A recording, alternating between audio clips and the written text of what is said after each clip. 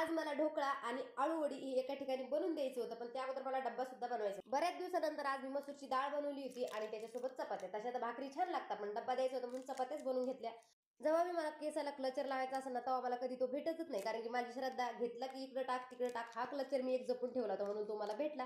कालच मी माझ्या मैत्रिणीकडून पानं घेतली होती, कारण की मला आज आळूवड्या बनवायच्या होत्या म्हणून मला माहित होते त्याला जरा जास्तच माती लागली होती, म्हणून ती स्वच्छ धुवून घेतले. आता ते पानं साईडला ठेवून दिले. पहिले म्हणलं मी ढोकळा बनवून घेते. नेमकं माझं बेसन पीठ संपलं होतं, पण जास्त काही दुकान लांब नाही. मी जाऊन पटकन बेसन पीठ घेऊन आले आणि लगेच इकडे ढोकळा बनवायला लागले.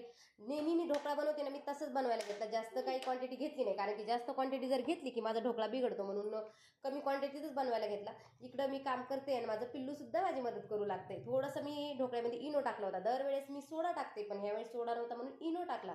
त्यानंतर साईडला ढोकळा बनवायला ठेवून दिला आणि इकडं लगेच मी आळूवड्या बनवायला घेतल्या. आळूवड्याची प्रोसिजर काही मी पुरी दाखवली नाही, कारण की जास्त वेळ झाला असताना ह्या गोष्टींना मला पुढे द्यायच्या होत्या, म्हणून इकडे मी पटकन बनवून घेतल्या. इकडं आळूवडी वाफायला ठेवली, तोपर्यंत इकडे ढोकळा माझा रेडी झाला होता. त्याच्यावर ढोकळा सिरप बनवून ते टाकून दिला, ढोकळा कट करून साईडला ठेवून दिला. तेवढ्यात माझ्या आळूवड्या सुद्धा रेडी झाल्या होत्या. त्या कट केल्या आणि तळून घेतल्या. आता एवढा सारा पसारा पडलाय, पण मला भांडे घासायला पाणीच नाही, कारण की आज मला उठायला उशीर झाला आणि मी काही पाणी भरलं नाही, पण पाठीमागं पाणी आहे. शुक्रवारच्या उपवासाला जास्त काही ऑप्शन नसतात, म्हणून इकडे मी 2 केळी कट करून घेतल्या, त्याच्यात थोडीशी साखर आणि थोडंसं कोमट दूध करून त्याच्यात टाकून दिलं. असं जर खाल्लं की मला माझं पोट भरल्यासारखं वाटतं. पण इकडे माझ्या श्रद्धाला अजून बी बरं वाटत नाही.